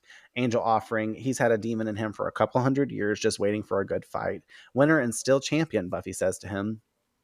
Xander calls out the fact Ethan has disappeared again, because obviously whenever they run over there to fucking check on Angel, he dips the fuck out again. I'm like, all right, great. Buffy bummed that she didn't get to pummel him again, and I'm like totally on her side, because I totally want to see her beat his ass again. Cordy saying, well, at least it's over, as Giles vacates with a limping Jenny. I really did like the CGI effect. It was really cool seeing like the more warped, weird shit, like pulling in and out of like stuff like that. Really clever and cool idea and moment too. And it really kind of sucks too, because the scene itself is probably like 10, 11 seconds of footage of them creating this effect and doing all it. But like David probably had to sit for 4 or 5 hours in the chair to get the vampire makeup on, then sit another 6 hours to get the Igon makeup on, and then do the scene in between takes with his regular face. So I'm like, all this for 11 seconds, and probably took 8 hours to accumulate all this together. I'm like, this poor motherfucker. But turned out to be a good scene, so glad for it. It really did. I was pretty impressed. Back to normal life later in the week at school, Buffy is complaining about how she has to spend her savings on tattoo removal before Joy sees it, and how much allowance is Buffy getting, because still to this day, I'm assuming in the late 90s, it was just as expensive, a pretty penny to be costed to remove a tattoo. And we didn't even really have it like lasers the way we have them now to kind of like get them gone. So it might not have been the same process. I don't know what it was back then, but I'm like, I guess Joyce is dealing some hardcore art at the gallery, aka her front for selling drugs, because that's clearly paying the bills. And she's definitely got Buffy on like a $50 a week fucking like, like I used to get an allowance, but it was usually when I did chores. If I went out and helped rake the yard, I got like $5 per week or something stupid like that. So I'd have to save up for a year to be able to buy a Yoo-hoo. Like, maybe Joyce has upped the allowance since she found out that Buffy's a slayer. She's like, you know what? You're working extra hard. Let me up it to 100. Must be. As long as she got that weed, she's fine. Xander rewarding Willow on her awesome skills for her idea to use Angel the way that she did to defeat the demon. Buffy saying that she could be a watcher, but she doesn't think that that stress is worth the vibes. Commenting she doesn't see how Giles does it. Buffy saying she doesn't think that he has a choice. And obviously we see him from afar going into the school and stuff, and nor does Buffy. And here's that comparison again. Inside the school, Giles approaches Jenny saying that he's been trying to call, but she has been sleeping a lot and avoiding the phone, she says.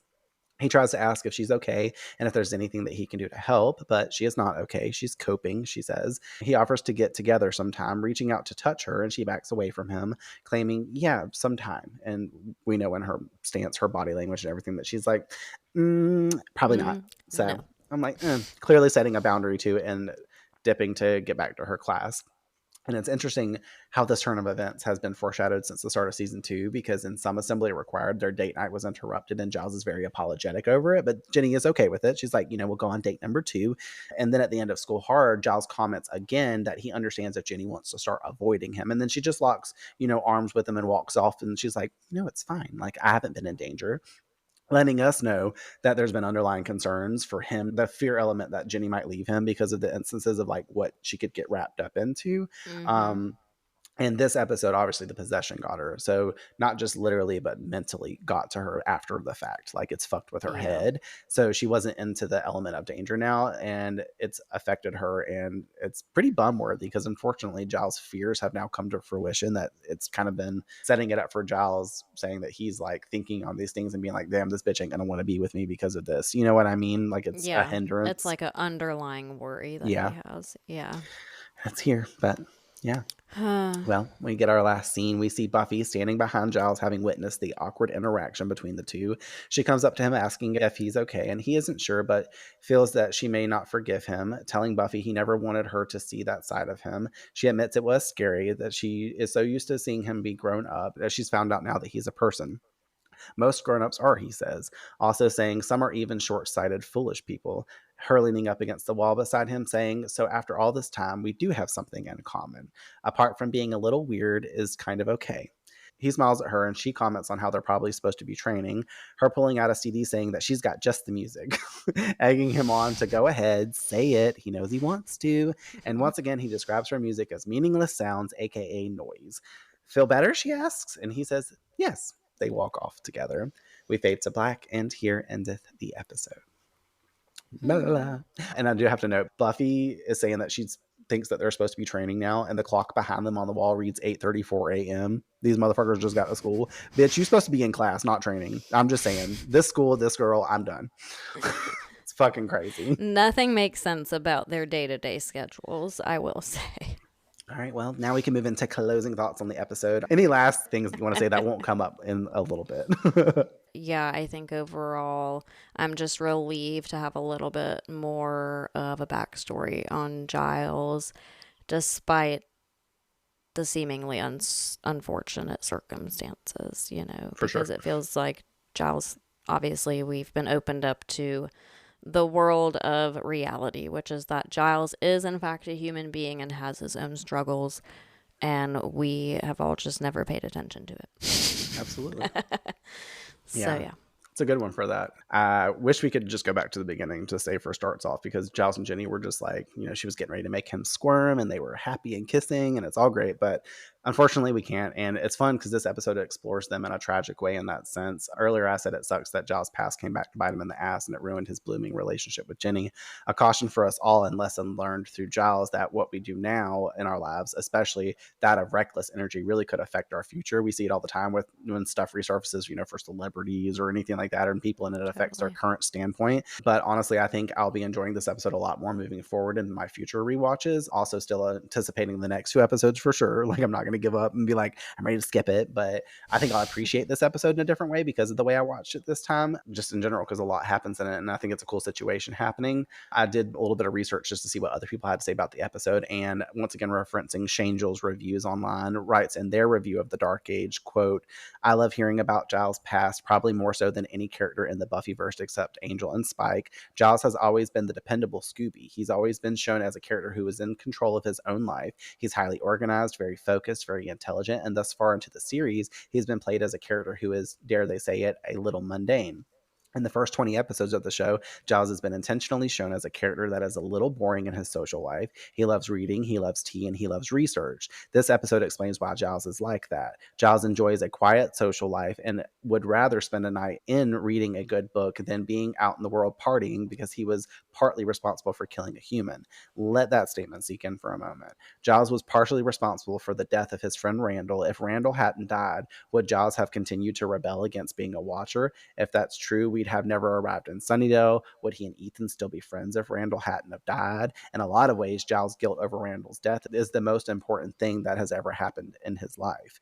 It certainly changes Giles' behavior forever moving forward. End quote from them. But I like the way that they broke that down because we are used to seeing that normal Giles, which is insane to me to think that Giles helped aid the murder of someone unintentionally. To like touch base on that really quick, that triggered the severity of his life. It was like his wake up call to become sober, quote unquote, and get his life in check, which led him to where we find him now. And I love that more than anything, this episode's exploration of Giles in totality in that way. And I think I'm gonna leave my closing thoughts there. Metaphor for the episode, super short, but the metaphor obviously can be narrowed down to simple drug and alcohol use. Second time we've kind of played with this metaphor because we played with that metaphor in Angel's episode. This one obviously does it more for drugs, but also we get the metaphor of rebellious years taking the form of drug use. Giles is drinking and looks drunk in this episode, and we learned that the possession of the demon was a high. So Giles experimented with drugs when he was younger, and this has come back to haunt him. But of course, there has to be a message for Buffy as well, and Mark Fields thinks that the demon's name gives a clue. 𝐼𝒔𝒊𝒏 is pronounced I gone, like I am gone, like I've left. If you let something completely take you over, you may never be entirely free of it again. That theme I will play more into the season, so I can't really say it, but there will be 2 instances where this comes into play in season 2.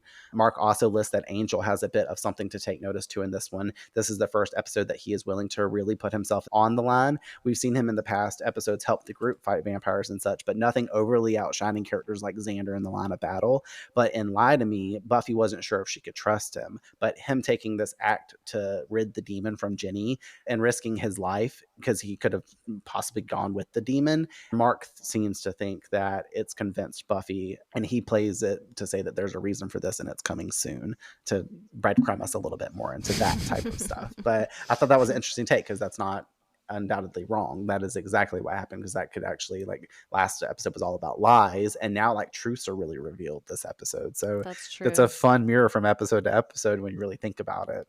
Yeah, that's totally true. Fun facts for the episode: there was a deleted scene where 𝐼𝒔𝒊𝒏 apparently killed a man's dog on the walk to Ethan's shop.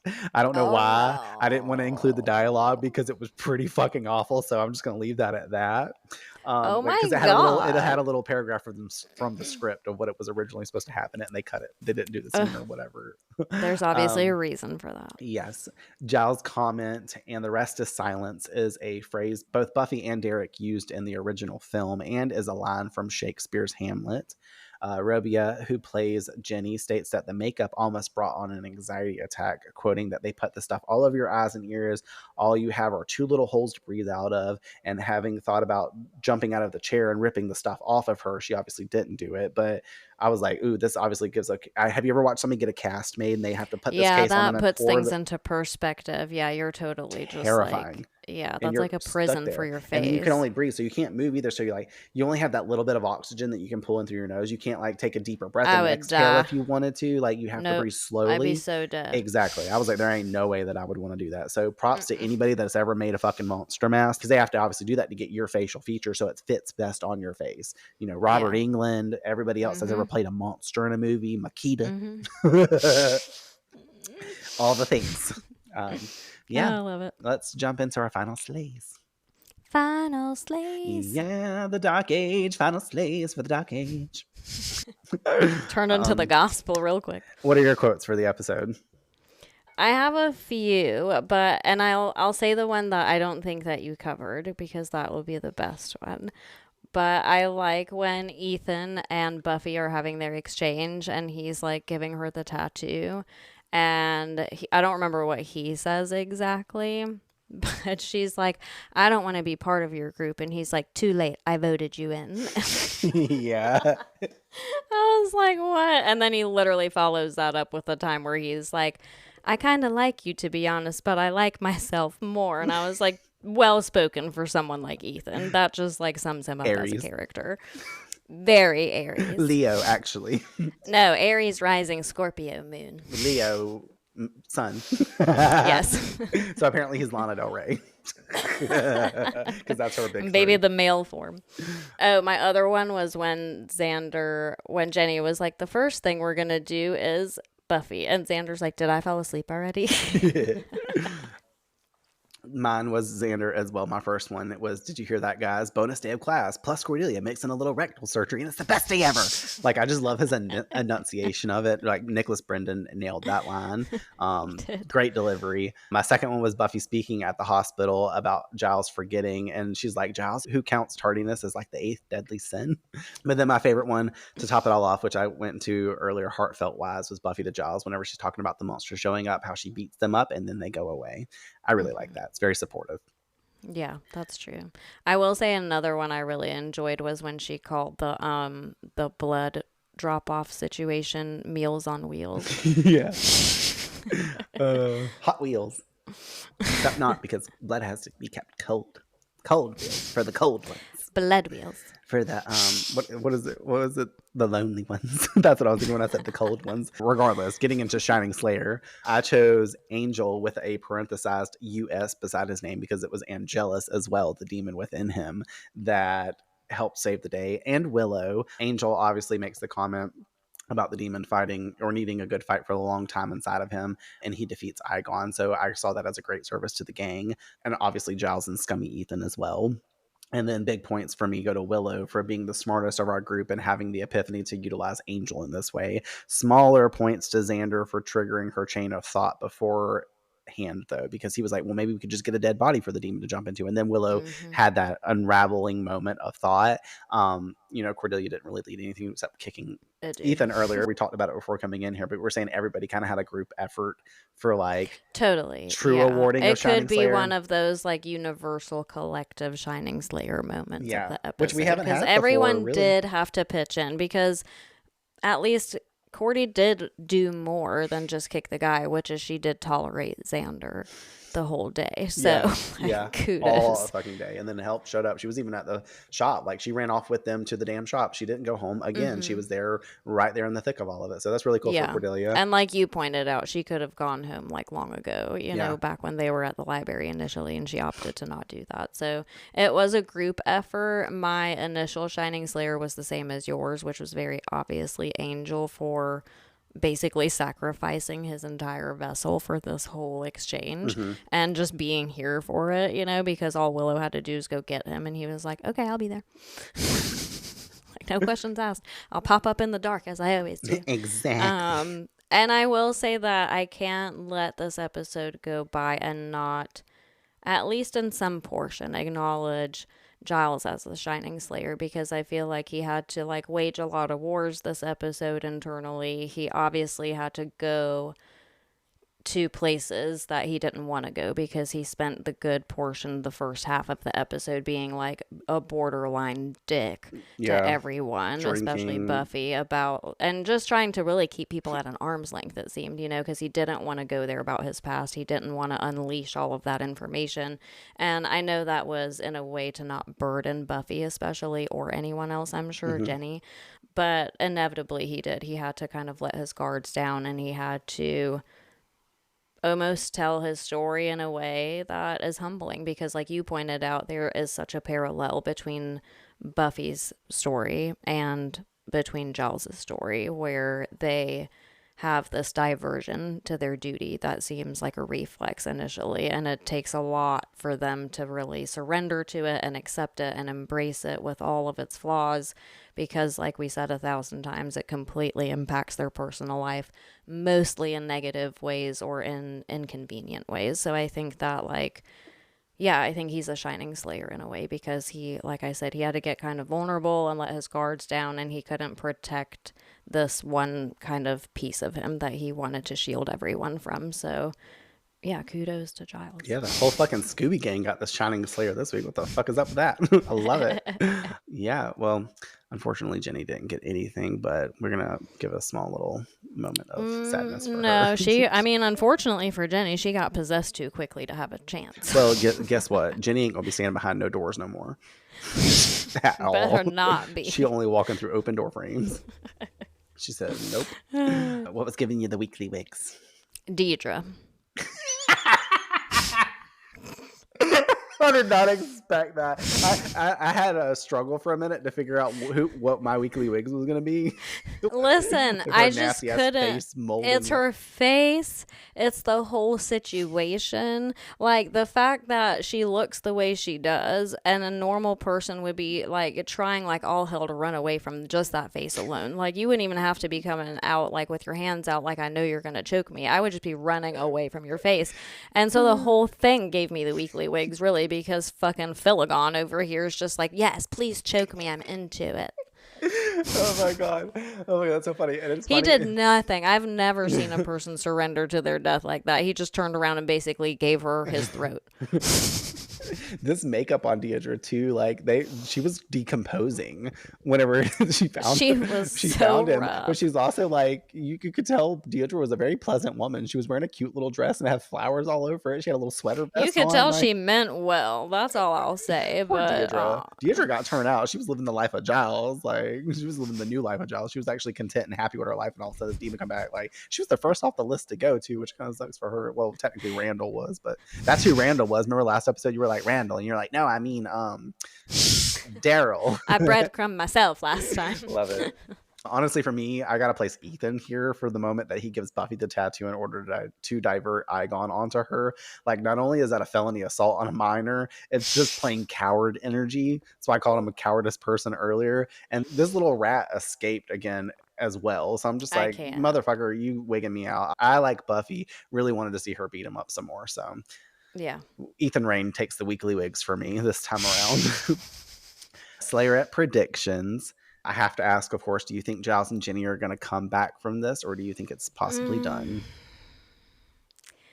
It would be hard for me to believe that this is a done deal, but I feel like she might probably keep her distance for at least a little bit to make sure, like, he gets the picture. Not that Giles can really help it, so I don't know, but I don't see this being forever, because I think you can quickly see that poor Giles is just, like, guilty by association, to his past. Like, he's not doing any of this stuff actively, and he's obviously like cares about the safety of the people around him and stuff like that. So I think that she'll hopefully come to her senses in that regard and remember that, because their chemistry is just like way too good not to really exhaust that full potential. So for sure. Our normal Slayer prediction. The next episodes, I should say, because obviously we'll be getting together to watch these two back to back, but it is a 2-part episode, and they're both called What's My Line Part 1 and 2. Any thoughts? What's my line? You'll never. I mean, obviously, like, my head directly goes into some sort of like acting situation, like a play. Maybe there's a play. Maybe, I don't know. That's all I have. They're in school. There's a play. Someone needs to rehearse lines. Nope. What else could be a line be? So I had already known that you weren't going to get anything from this title. So I'm going to breadcrumb you, and I'm going to not give you any kind of spoilers, but I will give you a little. These episodes are what we've been building up to with the Spike and Drusilla situation that's going on. It reaches its boiling point, so to speak, and I would call a part A to the season being these sets of episodes before we get into the part B part of the season. But after these two, we're setting sail into the darkest part of the season and a couple episodes after following them. Shit. So. Oh no. So basically it's the start of Spike and Drusilla's plan in action or whatever they've been plotting in the background.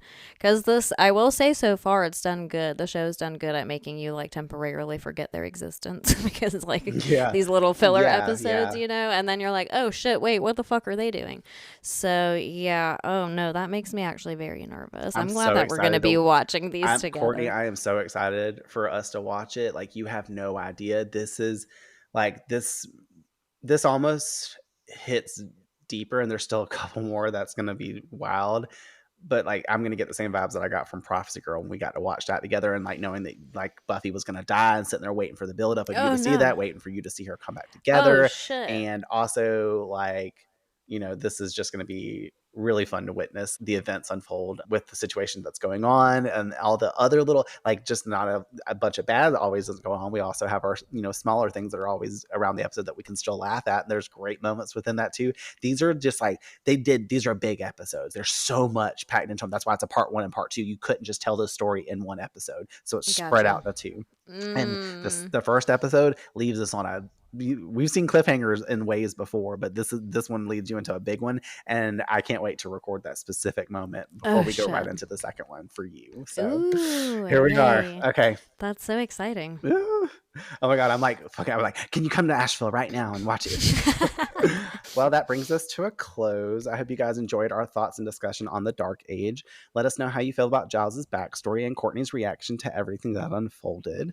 Also, do you side with Jenny on taking this step back from Giles and finally being a bit weary of their dynamic against his line of duty as Watcher over the Slayer? I'd like to know how you guys feel about this episode and what your thoughts are.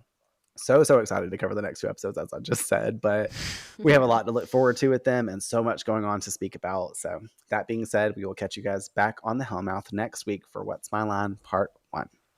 Yay. Who writes this stuff? I've got the solution right here. To kill a demon, cut off its head. Oh, yeah. We'll find this calendar, then we'll decapitate her. Hey, she'll be the first headless computer teacher in school. You think anybody will notice? Do you know what you need, Xander, besides a year's supply of acne cream? A brain. That's it. 12 years of you, and I'm snapping. I don't care if you're a girl or not. I'm throwing down. Come on. I've seen you fight, and don't think I can't take you. Give it your best shot. Hey! We don't have time for this. Our friends are in trouble. Now we have to put our heads together and get them out of it. And if you two aren't with me 110%, then get the hell out of my library. We're sorry. We'll be good. Thanks for tuning in to this episode of Buffy on Revamped. Remember to join us next week for a new episode release as we continue our journey through Sunnydale. We also would like to hear from you, so share your thoughts. Discuss with us your perspectives on this or previous week's episodes by following us on Instagram and sending us a DM at revamped_rewatch podcast. Or by emailing us at revampedrewatchpod@gmail.com. Additionally, we will be choosing one of your messages to shout out in an upcoming episode release.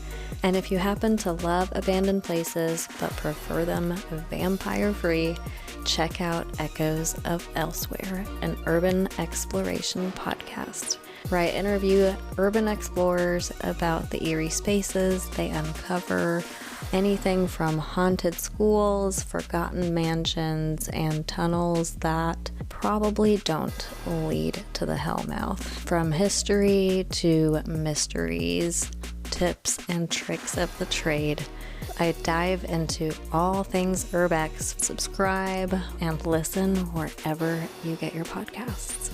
Until next time, the Earth is definitely doomed. This podcast is dedicated to the Buffyverse, to its fans, and my sister, Tiffany Dawn Pearson.